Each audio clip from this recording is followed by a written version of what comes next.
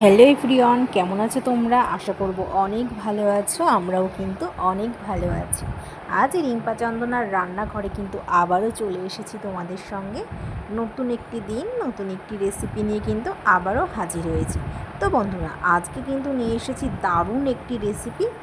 আজকে নিয়ে এসেছি পেঁয়াজ রসুন ছাড়াও কিন্তু বাটা ভর্তা। এতটা ভালো লাগে, এইভাবে কিন্তু না বানালে একদমই বুঝতে পারতাম না। তাহলে চলো বন্ধুরা, আজকের রেসিপিটা তোমাদের সঙ্গে শেয়ার করছি। তোমরা কিন্তু ভিডিওটা একদম স্কিপ করো না, পুরোটা দেখার জন্য অনুরোধ রইল।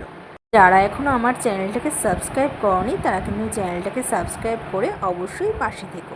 তো বন্ধুরা, আজকে আমরা একটা সম্পূর্ণ নিরামিষ একটি বাটা করব, সেটি আজকে তোমাদের সঙ্গে শেয়ার করব। তো এই যে আমাদের বাড়িরই গাছ, কুমড়ো গাছ, তো এই যে কচি কচি কুমড়ো পাতা হয়েছে। তো আমি এখানে কুমড়ো পাতাগুলিকে কিন্তু তুলবো, ছোটো ছোটো কচি কচি কুমড়ো পাতা দেখে তুলবো।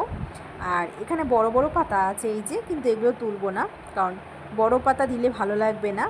এর জন্য আমরা কচি কচি ডগা, এই যে ছোটো ছোটো কুমড়ো পাতা আমরা এখানে নিচ্ছি।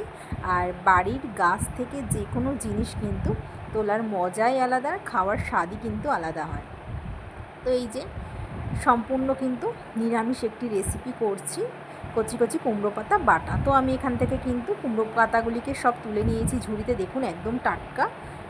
এই পাতাগুলিকে আজকে আমি করব বাটা। তো এই যে পাতাটাকে আমি ভালো করে পরিষ্কার করে ধুয়ে নিয়েছি। এই পাতাটাকে কিন্তু খুব বেশি কিন্তু ছোট করে কাটবো না, মিডিয়াম সাইজ করে আমি কেটে নিয়েছি। খুব ভালো করে পরিষ্কার করে ধুয়ে আমি ঝুড়িতে নিয়েছি, জলটাকে ভালো করে ঝরিয়ে নিয়ে তেল ছাড়া শুকনো কড়াইতে কি করে ভাজবো তার জন্য কিন্তু আমি একটি কড়াই নিয়েছি। কড়াইতে কিন্তু আমি কালো জিরে নিয়েছি। কিন্তু আমি ফার্স্টে কালো জিরেটাকে টেলে নেব। এবার এর মধ্যে কিন্তু 3-4টে মতন কাঁচা লঙ্কা দেবো, আর একটু ঝালঝাল করেই করব। ঝালঝাল করে যে কোনো ভর্তা একটু ঝালঝালি বেশ ভালো লাগে। তো কাঁচা লঙ্কা আর কালো জিরেটাকে ভালো করে আমি টেলে নিয়েছি। এবার আমি এই যে পরিষ্কার করে ধুয়ে রাখা আমি কুমড়ো পাতাগুলিকে দিয়ে দিয়েছি, কচি কচি কুমড়ো পাতা।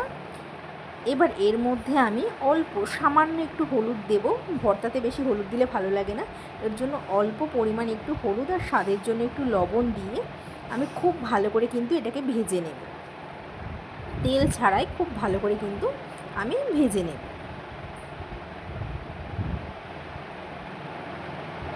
তো আমি খুব ভালো করে নাড়াচাড়া করে নিয়েছি, আর 5 মিনিটের জন্য আমি ঢেকে রেখেছিলাম।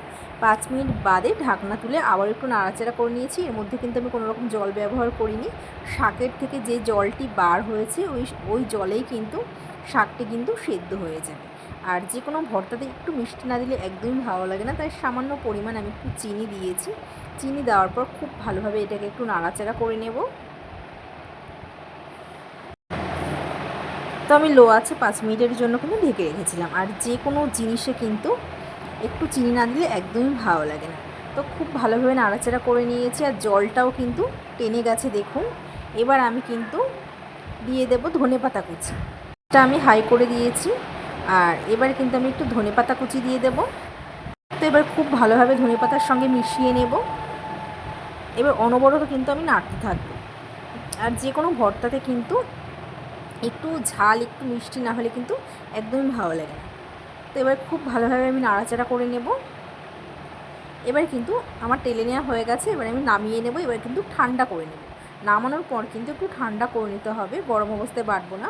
তো এবার ঠান্ডা করে আর এবার আমি শিলে বেটে নেব। আর যে কোনো ভর্তা কিন্তু যদি একটু শিলে বাটা হয় তাহলে কিন্তু তার স্বাদটা কিন্তু দুর্দান্ত হয়। পেঁয়াজ রসুন ছাড়াও যে বাটা এত ভালো লাগে, এইভাবে না করলে কিন্তু বুঝতেই পারতাম না। তো এবার কিন্তু আমি শিলে বেটে নিচ্ছি, কারণ শিলে বাটার স্বাদই আলাদা।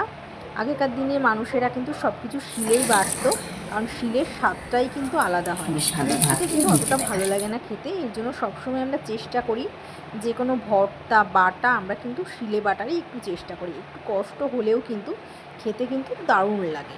তো আমরা এবার কিন্তু মিহি করে বেটে নিচ্ছি। খুব বেশি মিহি করিনি, মোটামুটি একেবারে মিহিও না, আবার একেবারে মানে কি বলবো, খুব একটা বেশি না। তো আমি এখানে ভালো করে বেটে নিয়েছি। দেখুন আমার বাটা হয়ে গেছে। এবার কিন্তু শিল থেকে আমি কিন্তু প্লেটে তুলে নেব। আর পাতাগুলো এতটা কচি ছিল না বন্ধুরা, খুব ভালো হবে খেতে। তো এবার আমি প্লেটে কিন্তু নামিয়ে নিয়েছি। এবার কিন্তু গরম ভাতের সঙ্গে আজকে আমরা এটা খাবো। তো এই যে ভাতও বেড়ে নিয়েছি, গরম গরম ভাত, আর এই যে কুমড়ো পাতা বাটা, পেঁয়াজ রসুন ছাড়া কিন্তু কুমড়ো পাতা বাটা, আর উপর থেকে আমরা একটু কাঁচা সর্ষের তেল ছড়িয়ে দেবো, আর একটি কাঁচা লঙ্কা। দুপুরে আর কি লাগে বন্ধুরা, এরকম যদি বাটা হয়, আমরা বাঙালি মানুষ, এরকম যদি একটু বাটা হয় পাতে, তাহলে আর কি চাই বন্ধুরা। তো বন্ধুরা, কেমন লাগলো আজকে আমাদের এই পেঁয়াজ রসুন ছাড়া কুমড়ো পাতা বাটার রেসিপিটা। আজকের রেসিপিটা যদি তোমাদের ভালো লেগে থাকে, তাহলে কিন্তু অবশ্যই কিন্তু একটু কমেন্ট করে জানিও যে তোমাদের কেমন লেগেছে। তো আজ এই পর্যন্তই, আবার দেখা হবে নেক্সট ভিডিওতে। ততক্ষণ তোমরা সুস্থ থেকো, ভালো থেকো।